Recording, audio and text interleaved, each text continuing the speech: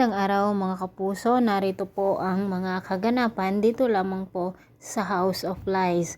Dahil nga po sa kagustuhan ni Ashley na matulungan si Jasmine para humaba pa ang kanyang buhay at nag-donate nga po siya ng bone marrow na hindi alam ng kanyang mga magulang, ay buhay naman niya ngayon ang nagsasakripisyo mga kapuso dahil nga pinasukan ng bakterya ang kanyang operasyon at mahina daw ang kanyang resistensya kung kaya't laging naghahalucinate itong si Ashley.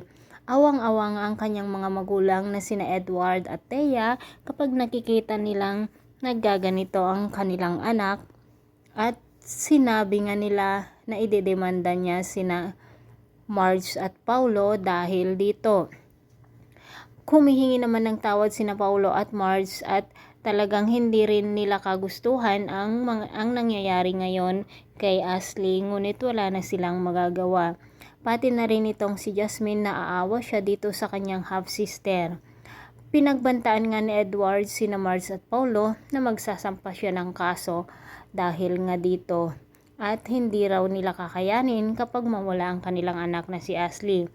Humingi naman ng tulong si Edward dito kay Greg, ngunit hindi tutulungan ni Greg itong si Edward dahil nga ang alam ni Greg ay anak ni Regina ito sa ibang lalaki kung kaya't ni hindi man niya ito minahal at hindi niya ipinaramdam ang pagmamahal ng isang ama kung kaya't galit na galit si Edward dito kay Greg.